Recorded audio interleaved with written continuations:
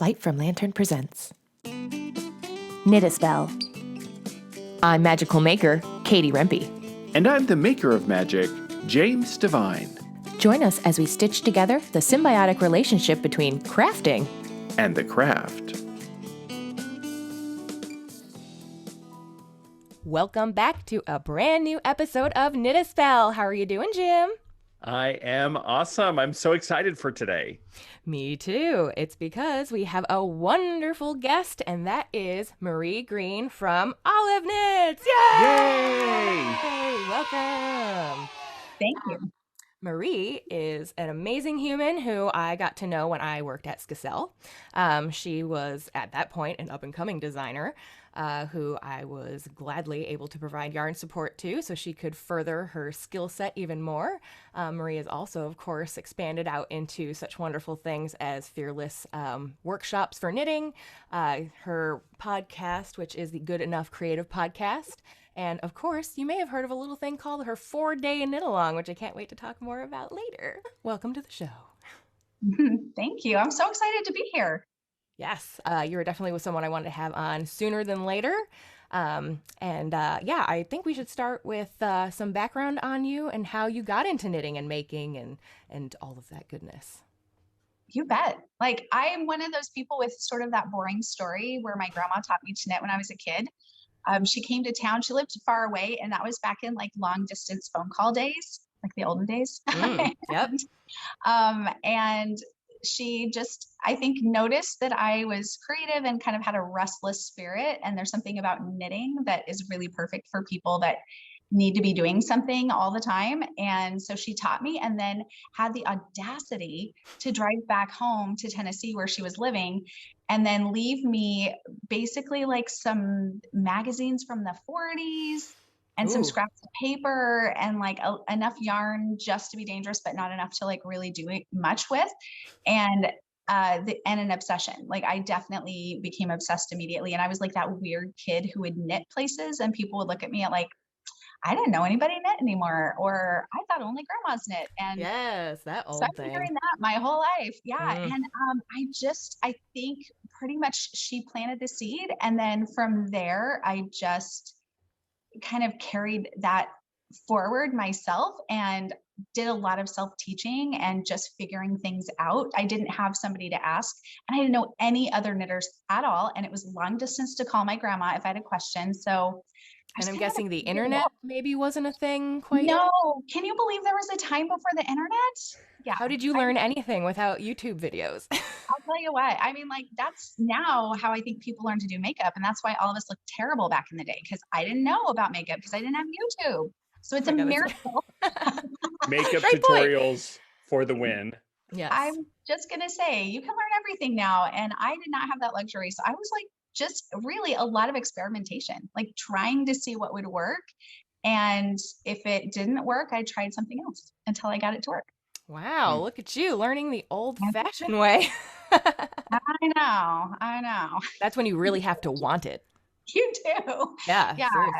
But it makes you really brave, I think. And you become such a problem solver because you don't have someone else to ask.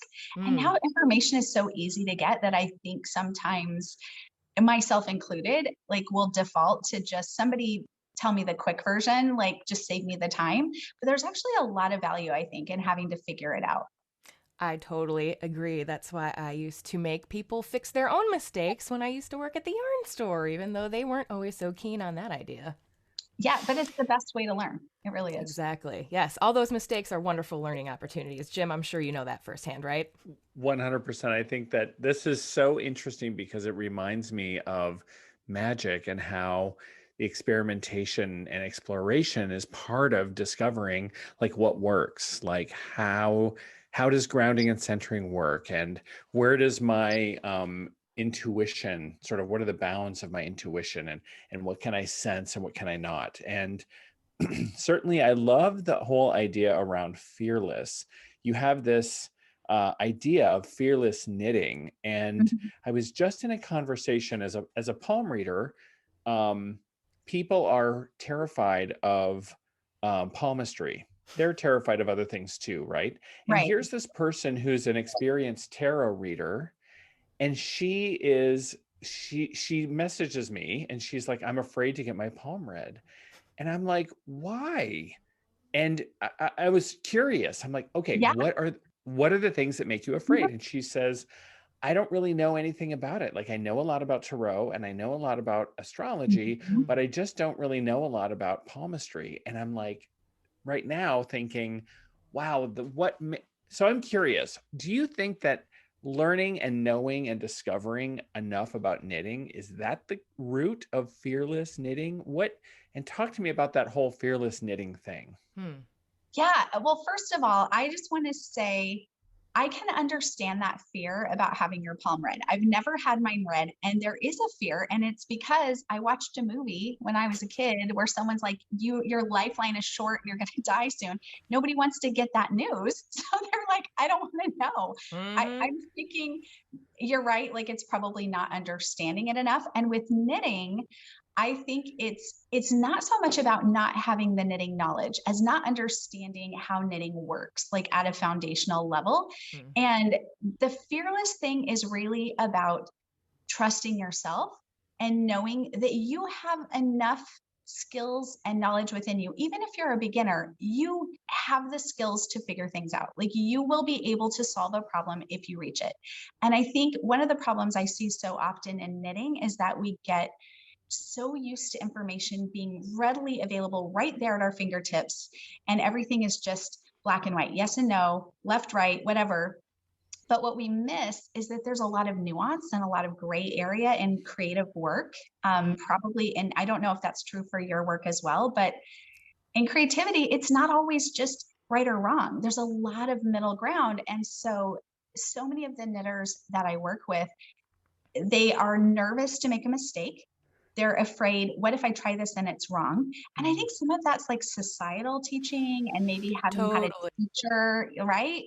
Who was Mm. like mean to you or yelled at you. I mean, I'm seeing some nodding, so I think that you guys are on the same page. Oh yeah. So my goal, and just kind of the foundation of what I do, is really to instill that confidence and say, look, it's just knitting. Like, no one's going to die unless you stab them with a needle. And so just don't do that. In the eye. That's a great You'd have point. to stab them with the needle in the eye. Yeah. In the Or in the neck. I don't mean, do you that. know. Or Yeah. somewhere Just don't do that thing. That's it. So it's fascinating because I'm not currently afraid of knitting, but Okay. I've only knit 2 tiny little swatches, and I'm on my third, which is my first actual thing I'm knitting, which is Mhm. a ribbon for my hat. So it's Mhm. actually just like, what, 12 stitches wide, Mm-hmm. and it's going to be really long, and for me, really long. So Mhm. it's the very first thing I've actually is a thing, right? I don't know enough to be afraid. In some ways, I'm like, okay, everything is in just knitting the whole thing, which Mm-hmm. is, what's that called again? What kind of fabric? Garter Like stitch. every stitch. Oh yeah, it's going to end up being garter stitch, right? I forget, right, what Mhm. it's called. But I think that if I have expectations in the future of like doing this like elaborate color worked, you know, circular scarf with this, pattern on it, I will be afraid of screwing that up. Mm-hmm.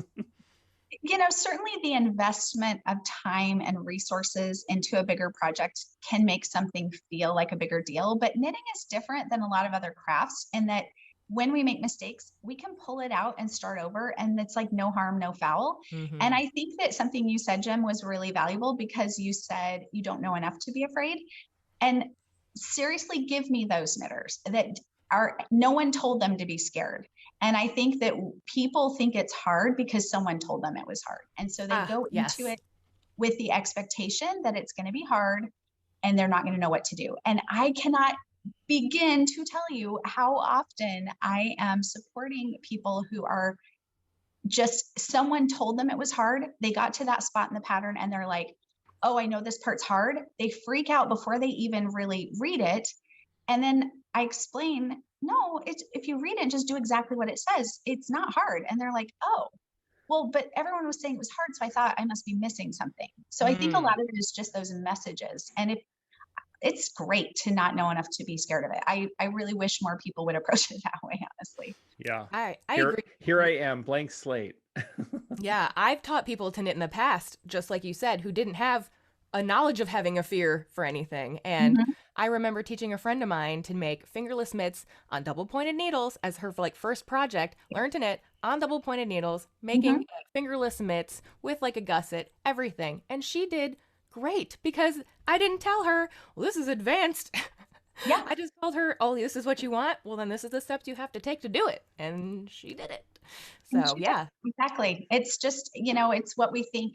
Our minds are really powerful. We can talk ourselves out of anything. And, if nobody tells you it's hard, a lot of people for, brand new knitters knit a sweater with me because they just trust that they can do it. And someone told them you can do it. And it's kind of that same thing. It's like, if you think you can, you can. If you think you can't, you can't.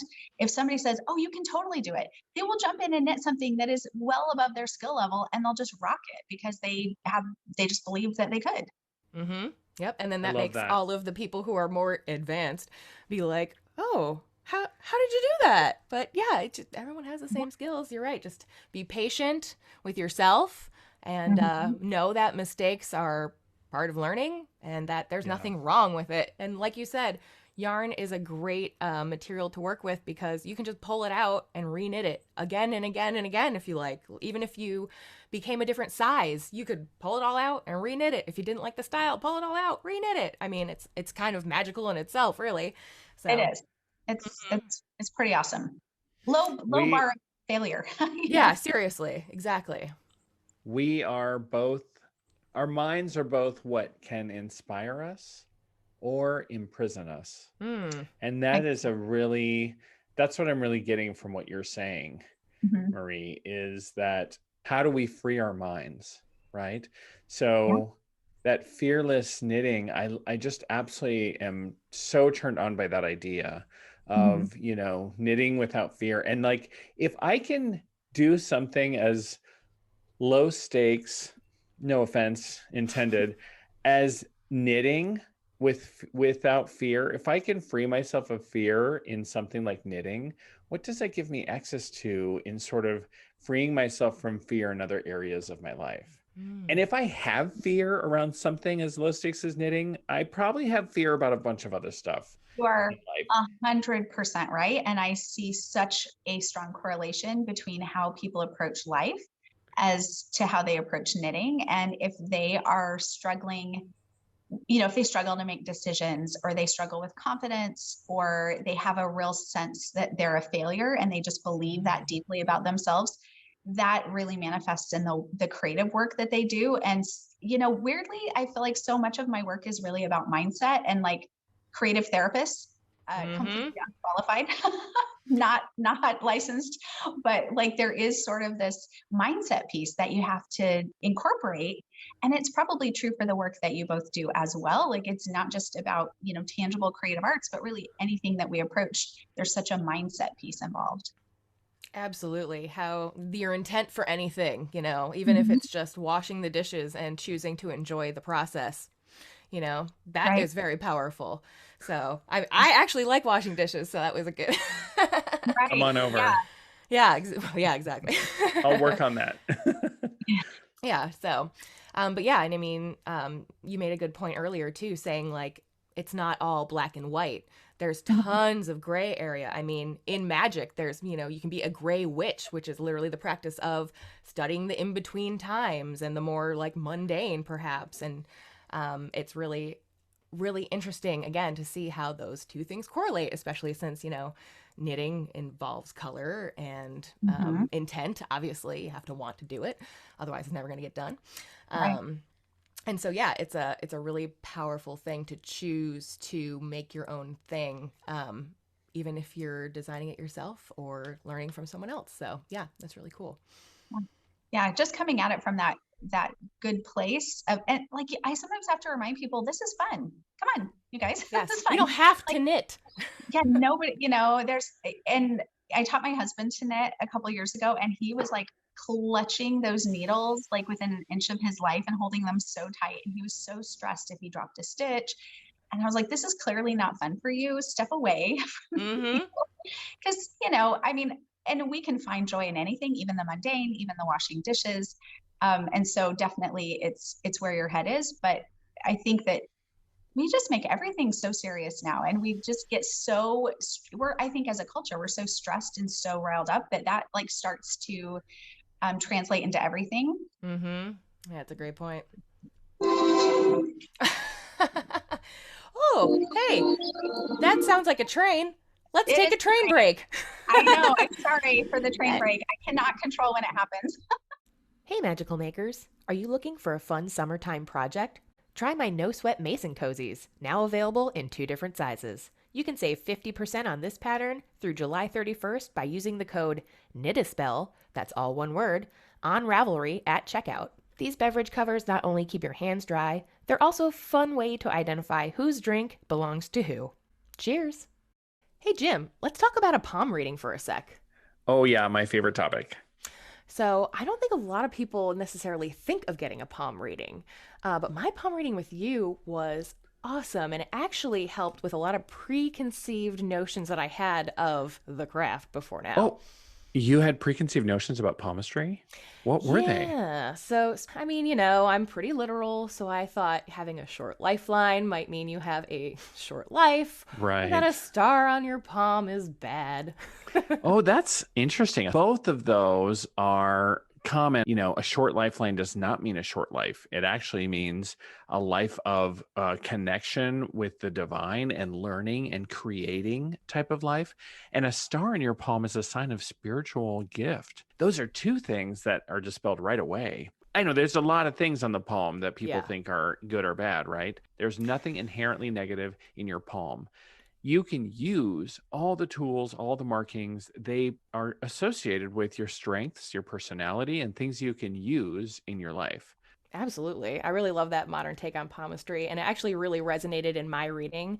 I think everyone would enjoy a reading from you. And, dear listener, if you too would like a fantastic experience that offers insight, direction, and clarity, I highly suggest booking a session with my dear friend James Divine, and you can find more information at thedivinedhand.com. And we're back. Sorry for the brief train break, but you know what? Sometimes you just have to move along or choose to ignore it. I don't know.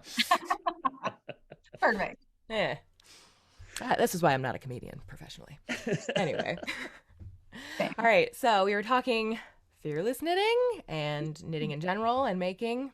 I'm curious so I love the whole conversation we had around fearlessness in life is fearlessness in knitting and how those are correlated. Mhm. But I'm curious because Katie told me something that I found a little bit unbelievable as a total beginner. I have watched people knit sweaters painstakingly over many, many months.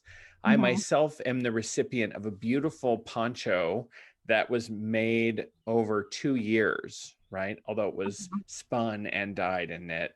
Mhm. Um, Here I'm seeing something about knitting a sweater in 4 days. You got to explain.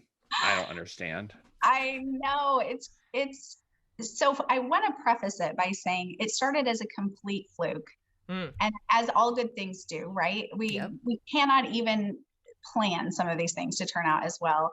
I so like you, I thought sweaters took a few years typically. As I started to build my business and I had the need to knit things more quickly, I had gotten to the point where I was like, okay, I can whip out a fairly small sweater fingering weight in about 2 weeks. Like that would be my like super fast if I'm really committed.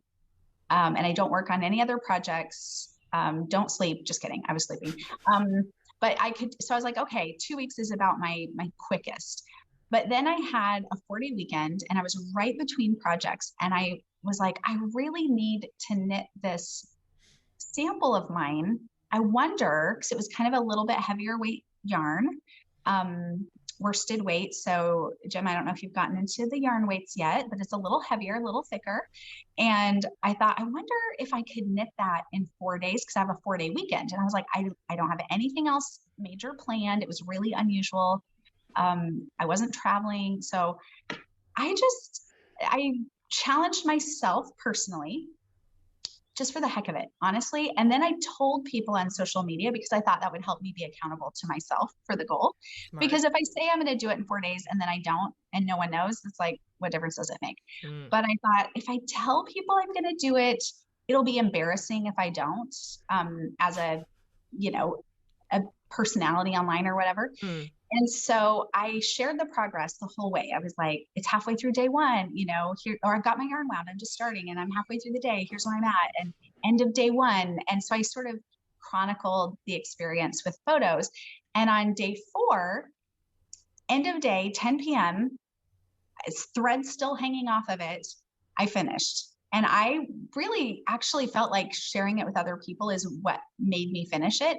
And it wasn't, I mean, it was a lot of knitting, but it really wasn't as tough as you would think. Like if you're really committed, and I mean, I streamed a bunch of audio, you know, videos, Netflix and audiobooks, and ate a bunch of snacks, and like didn't cook any meals the whole time.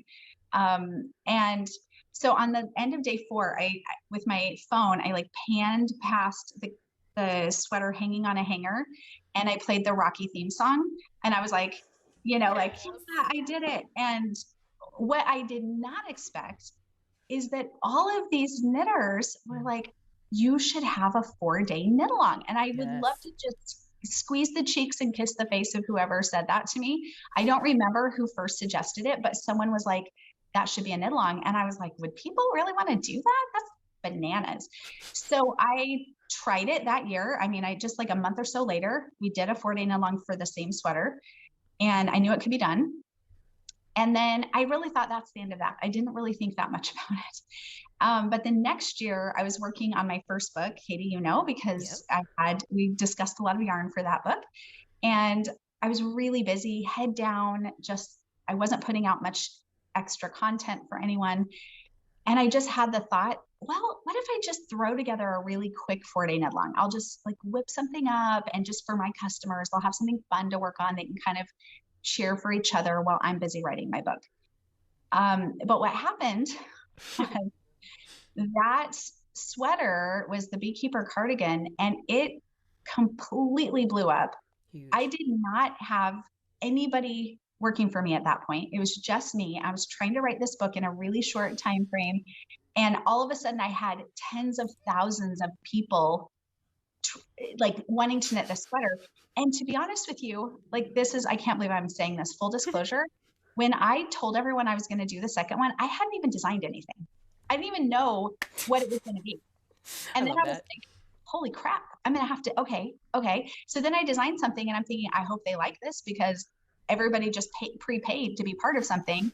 And now I have to give them something. And it just thankfully went kind of viral, and I had tons of people participating. And the idea really ended up becoming to knit a sweater faster than you thought you could. Not necessarily about the 4 days. And obviously it depends on which size you're making. But from there, it really took off. And what's funny, I guess it's that whole imitation is the sincerest form of flattery, because now other designers and companies are like, we're doing a 4-day knit along. And I'm like, wonder who inspired that. But honestly, it's something that we do every year. It's a lot of fun, and there's no pressure to do 4 days. But I'm like, if you really want to challenge yourself, you can do 4 to about 10, 11 days, depending on your size. Otherwise, just have fun. We take a whole month to celebrate and do prizes and stuff. So I know it sounds really nuts, but that's how it came to be. Wow. I remember when this was happening. I remember you posting about it, and I remember thinking, oh, hell yeah, I am so down for this. I was one of the early supporters. I remember being like, well, she can do it. I can totally do this. Did you do it? I did. I have the beekeeper's cardigan, actually. I do. Yeah, it was wonderful, and it still goes on now. It's like a whole, traditional yearly thing. What year are we on now? Like 4? It's 5. Year 5. I know. 5 years we've done this. This year it's fireworks. In fact, I've got the sample behind me. Because I wanted, like last year was hard with the pandemic. I still did it. But this year I felt like we were going to be in a celebration mood. And so fireworks was like, hey, let's think about, maybe we get to be around people sometime soon. So maybe Yes. we're going to celebrate something. Maybe. Oh my gosh. Yeah, I love that. Who's the yarn company you're pairing with? So Happy Jane. And Hmm. that is the dyer is Heather Best, and she is just over in Idaho. So she's not super far from us. Um, Wonderful. yeah. So, and That's she nice. does great. And I gave her a heads up. I told her in December, hey, this is what I'm going to do. Hmm. And she was like, all right, I can do it. And she's a small dyer, like in just a one woman show. And she pulled it off. She did great. That's great. Oh, well, and When I'm does sure she this appreciated the happen? heads up. So we're When in is this happening? yeah, we're in the lead up right now, but we actually cast on July 1st. So Jim, I don't know, but do you feel like maybe July 1st is time for you to start a sweater? Eh? Because maybe I'm fearless. you're fearless. That's He'll right. think You about could do it. He seems tempted, I think. it. Yeah, it's a lot of fun. So at the time of this airing on July 7th, you will already we'll be a week in to Okay. or it'll be, the 4 days will be over, right? But Well, so in theory, but we actually go from the first of the month to the end of the month, and I'll do live streams throughout the week and prizes. And so we kind of stretch it out because some people, because of work schedules, they have to split up their time. You know, they do a couple hours a day and they sort of add it together. And there's a lot of creative, nobody really cares how long it takes, but we try and get everybody to the finish line in a month if we can. So Still an got it. So impressive no, timeline for a sweater. so still you can follow along or check it yes. out. Absolutely. It's Yeah. not too late to join. July 7th, not too late. You can jump right in. You won't be late. There's a lot of people just starting, and we party all month long, friends. So Heck yeah. come over. It's good fun. And Okay, where can people... I'm sorry, go down. ahead. I'm All down. right. I'm gonna try it. I'm excited. I'm going to send you the stuff so you can have a look see. I Oh, hope there the you whole go. thing is garter stitch. I'm kidding. Well, technically, Well, it's a lot of the knit stitch just in the round, so, right? and, Maybe. and here's one thing is a lot of people will knit past sweaters, and you might have success with Soundtrack. Last year's sweater, and it was unisex. And I think I know that Kyle knit one and has turned out really great. So that one might be, especially if you're just now doing garter, that one's pretty good because it's just in the round and it's a lot of just knitting in the round and Ooh, some slip stitches. So it's maybe, a very handsome one. yeah, I'll let you do the coaching, Katie. I'll just send it over and coach them through. You can do Wonderful. No problem. I got it. it. Okay, good. Yes. Oh, that's wonderful. Where can people get the pattern, and where are you hosting all of your celebration through the month? So oliveknits.com, just like it sounds, olive, like you eat an olive, OLIVE, oliveknits.com. And I will do, so I have, I'll do live streams on Facebook. I have a free Facebook group called the Olive Knits Student Lounge, and that's for my students and people who knit along with me, and we'll do giveaways and things there. But I also stream directly into the Knit Camp app.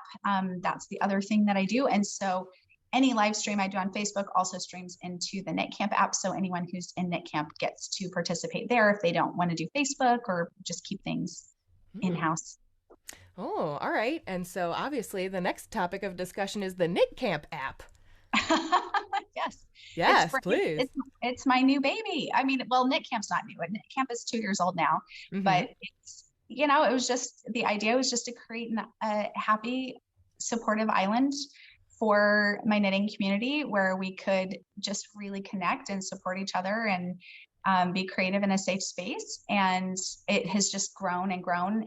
I keep outgrowing the platforms. And once they crashed my server and I had to upgrade my server, I mean, like they are an eager and wonderful community. And now it's grown into an app that I just launched about not quite a month ago. And so everything happens in the app. It's tutorials and clubs, like a sewing club, a cooking club, a book group. So it's kind of like a whole social community where, it doesn't matter where you are or what your skill level is, there's something for you there, and a lot of videos and tutorials and free patterns and stuff. So wow. All the fun, none of the mosquitoes. Knit Camp. Yes.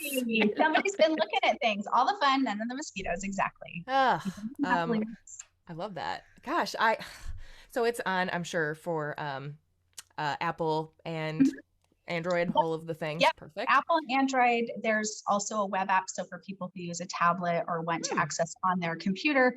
And if you go to my website and click on Knit Camp in the top menu, you'll be able to read all about it and find out how you can access it and all that good stuff. So Oh, and then while you're there, you should definitely sign up for her newsletter because it is wonderful and it's always like a little hello from a friend. I love it. They're so personal and interesting and not sent too often, of course. So you're always like, oh, yes, I want to open this. So I'm like, oh yeah, I just remembered her. yeah. Oh, hello, friend. I was like, yay, Marie. Thank you. I love it when sometimes you reply to my newsletter and you're like, hey, that's fun that you're doing this thing or whatever. I do really feel like I'm sending an email to a friend and friends reply, which is really nice. So Yep, exactly. Yeah, that's what? how you know people are enjoying what you do, right? I guess so. Yeah. Yeah, absolutely. Gosh. Okay. So, knit camp, when does that usually have? Is that all year round? Do you have like specific times you do different classes?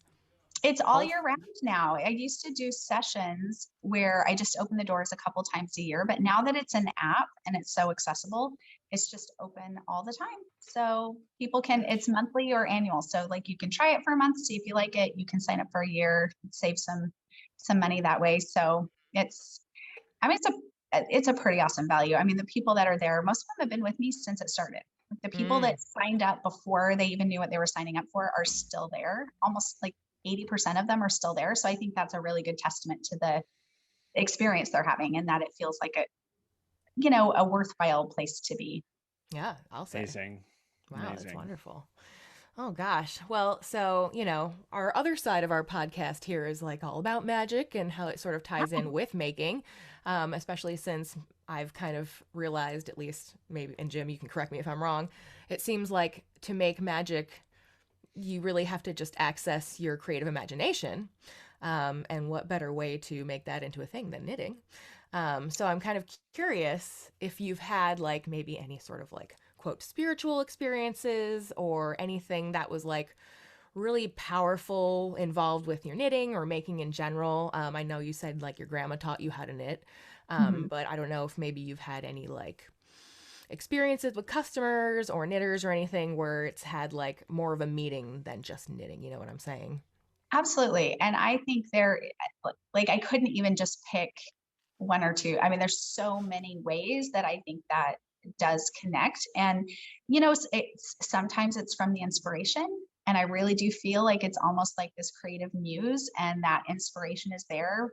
And if you're in the right frame of mind and you're open, you can kind of pluck that right out of the sky. And it's interesting that when I'm too busy and I'm too stressed, which is basically all the time, but when I don't allow myself to slow down and like notice and be present, I feel less inspired and less creative. And when I give myself white space, and I've talked about that on my blog before, and it's something I need to remind myself of because white space, I think, allows me to have more of a connection to um, the creative ethers, what's Mm-hmm. there.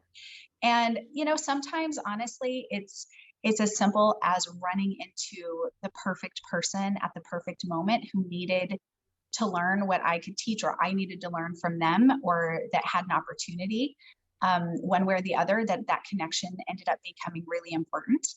Just like our meeting. I mean, we met you sent me an email kind of cold turkey, like, hey, I noticed you're designing with a lot of our yarn. Can I help support your business? And I don't think either one of us could have imagined that, 6 years later, this is where we would be right now and that we'd be having this conversation. And so a lot of it comes down to relationships for me.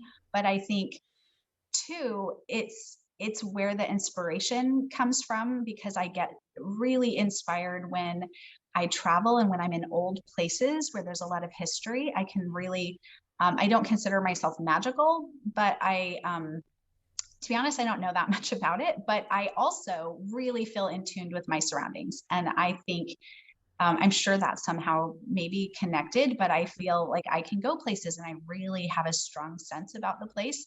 And I find a lot of inspiration in old buildings and architecture and cemeteries. And I mean, that's really morbid, but I just have gotten so much rich inspiration from the past, from other types of creative people, like who have, architects and bricklayers and, people maybe that don't think of themselves as creative, but it still comes through to me.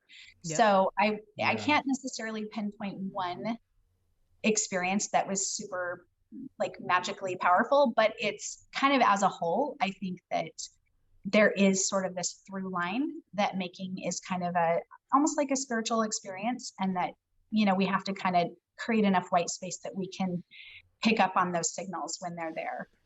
Right. You say something really powerful and wise, and that is the making is a blend of embodiment, imagination, and physical action, right? In that physical action. So we're bringing those things together, and that's very much what happens in magic. We're very present to our physical being and where we're at, the sense of place, our ancestry, our history, our surroundings, right? There's a sense of mindfulness. Then we're bringing in imagination, what could be, the muse happens, and we allow that to be there, right? Then we affect something with our intent, our will, in bringing those together and creating something. And I love what that you said, that there's a through line. It's a word that I really like, because I think there's such an amazing connection between there was nothing and now there's something. And that speaks to what magic is intended to do. And it's also what creativity does, which is the word transformation. I had a sheep buying on a field. Now I have a beautiful sweater I'm wearing, right? And there are a series of creative and imaginative steps that go from a sheep to a sweater, right? And just like there's a series of things that go from where I am now to creating a magical intent and getting to where I want to be. Yeah. And do you mean, and I'm curious, not to turn the tables, but can I ask you a question? Yeah, please. I'm curious if that, does that translate more like on, like bringing thought to form, or is it about, literally, because I think, for most of us who aren't very aware of the world of magic and don't know very much about it, we have those memories of like a magician at a birthday party or something like that. And this to me, what you're saying sounds so much more like intellectual. I don't know, like I can't even put it into words, but it's like on such a deeper level. Yes. It's really so connected to intention, and then like Right. bring thought to form. And that's what I'm getting from what you're saying. Yes. Here's something that is, I think, a common misperception of magic from the outside. Magic is not supernatural. The practice of magic in movies and in illusion magic, which is which is form of entertainment, which is totally fun and awesome. Yeah, there's an illusion of supernatural sort of things, or in movies, in fantasies, there's a supernatural idea. Magic that's actually practiced is ultra natural. That's the word I like to use, which is being extraordinarily mindful of where we're at. I can move this object on my shelf using only the power of my mind. And I'm going to do it right now. If you're watching the YouTube video, you will watch this miracle happen. Using only the power of my mind, I'm going to move this geode. Here you go, right? So what I did was, oh my gosh, did you see that? I reached out. If you're just listening, I reached out with my arm, grasped the base of this geode, and slid it over on the shelf, right? So this is magic, right? I had a vision of something that I wanted to do, and by my will, I made it happen. That is just as magical as anything else. So this is where, when I think that there's a connection between knitting and making and crafts and art of all kinds and magic, I think that it's literal. You are manifesting something out of nothing with your will and your effort. You see something in a skein of yarn that other people don't see. It's like a sculptor looking at a rock. Exactly. It's funny. I don't know, a few years ago, I designed a sweater that was just these basic stripes, but it was really about the color. And Katie, it was Apigean, which I feel like Mm. someone from Skacel knit that, I think, or I don't know, or I feel like we somehow talked about it at one point, um, but the idea had come from this picture of this concrete wall like on the way to the beach, and there was this kind of faded aqua paint and then the bare concrete below, and then it's had like an arrow that said beach this way. And I just saw that one picture and I was like, oh, that would be a great sweater. And when someone asked me about my inspiration for the sweater and I showed them that picture, they were like, I have no idea how you would ever come up with that idea. So it's right. It's really just like, it's like pulling something out of nothing, really, and then turning it into something different. That's So right. Absolutely. it is magical. You got Yes. it. I'm learning. Yeah. Yep. Yeah. Not I much. think one of the discoveries that we're interested in is how to bring, and I think you mentioned it earlier, Marie, which is how to leave the blank space for the enjoyment of the art itself. To, Mhm. as we're knitting or as we're making whatever it is we're making, to be in the moment and to be present to it rather than be distracted or be, rushing and so full of things Mm. that I'm like, damn it, I just got to get this stupid thing done before da, da, da, da, Yeah. right? And kind of taking the joy out of it. And so there's something about, um, certainly there's nothing wrong with audiobooking or Netflixing while doing your 4-day knit along. I mean, come on. Right. But there's something really magical about having certain times when we're suggesting you could knit with intent and you Mhm. could say, this sweater is about prosperity. And Mm. I'm going to have, when I do the ribbing around the sleeves, I'm going to knit that in green and I'm going to knit it with the visions of golden Mm. abundance, right? And when I block it, I'm going to use this abundance blocking water by putting herbs into my blocking water or Mhm. an abundance, one single drop of abundance oil or something, right? So there's a Yeah. ton of different things that can aid in creating a Mhm. vibration and an energy and an intent around what we're making. And this is the thing that I don't know if this is what I think we're fascinated by is how can we bring those aspects and those ideas into the art? Okay, so that made me think of two things. One is there's this sort of unspoken thing. Sometimes we talk about it where people tend to be either a project knitter or a process knitter. And so Mm. project knitters want to get to the finish line.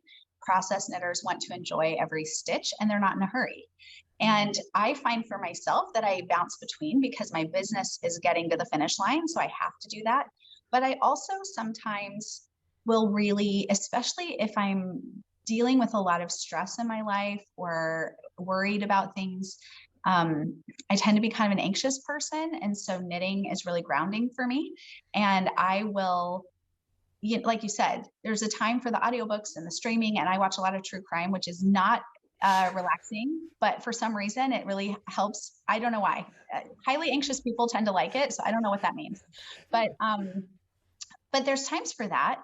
And then there are the times where I literally will knit in silence and I'll go sit outside. I'll put my bare feet on the ground because I really feel like that's really important. Get my, my time with, the earth, and I won't listen to anything. And I will just kind of work through things with my stitches. And I talk so much about that with my community that we knit through so many crises and joys and celebrations and painful times. We knit through grief and we work out a lot of those issues in our minds while we're creating. And I feel like it's a really therapeutic way, to have our hands busy so that our minds, especially, if it's knitting you don't have to think about, then your mind can be busy sort of sorting out the things that you need to work through. Mm. And I find it to be a really therapeutic process. So I'm totally on board with what you're saying. It's amazing. I used to work at a cancer center and we had a Knit for Life group. And I always thought, okay, well, there's people knitting. And now I'm thinking, gosh, maybe there Mm. was more to that group and what they were doing than I realized, right? As those Mm-hmm. people had community, as they were caregivers and or patients that were Mhm. knitting together, and they weren't watching movies together. They were all knitting in a circle, Mm-hmm. and what an interesting idea that that was going on. And I have never really thought about it that way. Yeah, I've Yeah. almost a also, coven of its own in a Yeah. way. yeah, Mm-hmm. I also haven't thought about, gosh, is that, I really love the process of knitting because I'm only on my third swatch, really. And Mhm. it's fascinating to see, like, how do people knit? How are they using their hands, especially, is Yes. fascinating.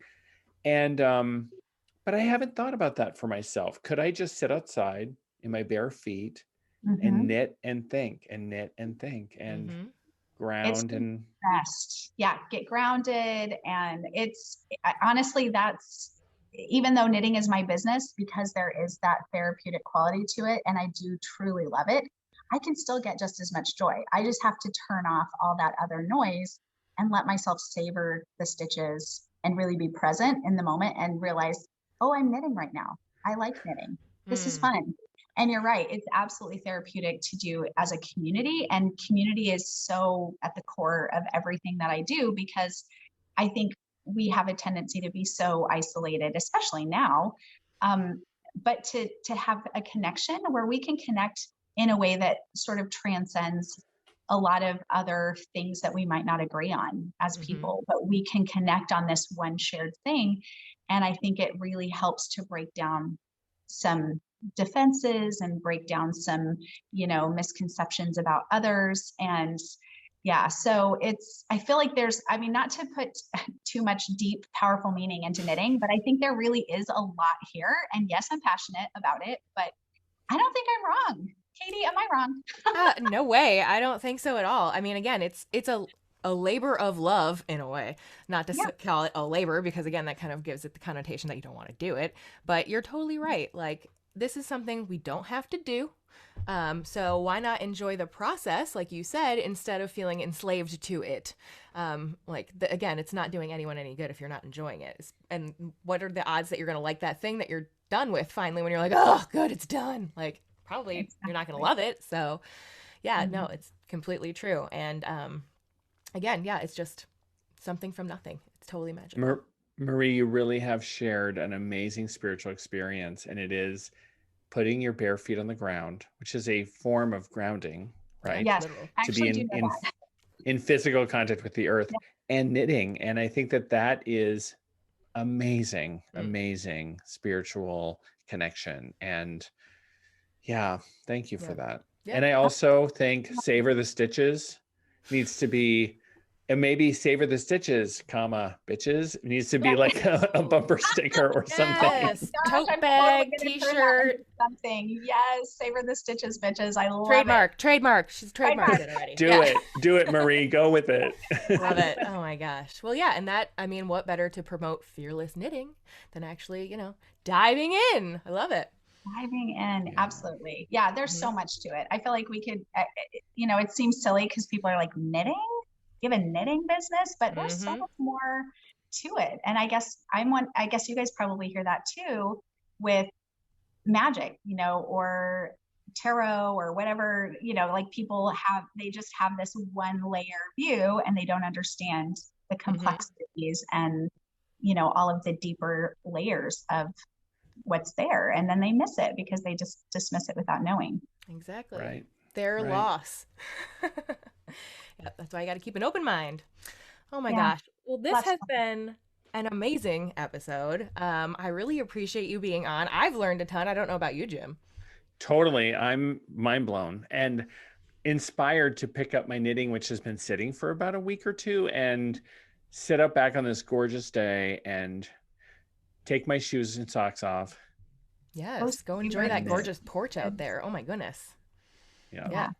Yeah, good. Oh, well, wonderful. All right. So you can find out more about Marie Greene of Olive Knits at oliveleknits.com, of course. She also has a Facebook page. She is on Instagram, but mainly you can more contact her on the Knit Camp app. And so, yeah, go check it out, sign up for the newsletter, and don't miss out on the 4-day knit along, which is at this time of release currently happening now. So if you're on Ravelry, go check it out. Thank you so much for the opportunity to chat.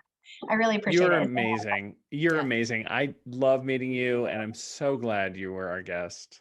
Yeah, we'll have to have you back soon. I would love to come back. Next time I have anything interesting that's not what we already talked about. I don't know. This is pretty much all I have. But I'll come back and chat with you about knitting anytime. Yay. Wonderful. Well, maybe we'll do a collab at some point and do a magical making something. So stay tuned. Stay tuned. All right. Awesome. All right. Well, you can always find out more about Knit a Spell at knitaspell.com. And you can find my co-host James Divine at Divine Hand Jim on Instagram. And you can find my co-host Katie Rempe on Instagram at Light from Lantern. And both of us have our links in our profile where you can find all kinds of fun information about us. So check it out. Yes. And all of Marie's information is, of course, listed in this episode as well. So easy peasy, lemon squeezy. Awesome. All right. Well, until next week, everybody, thanks again for listening, and we'll talk to you soon. So long. Bye-bye. This episode is a wrap. If you enjoyed what you heard, go ahead and follow us on your favorite podcast streaming app. And don't forget, you can see full video episodes of Knit a Spell on Light from Lantern's YouTube channel.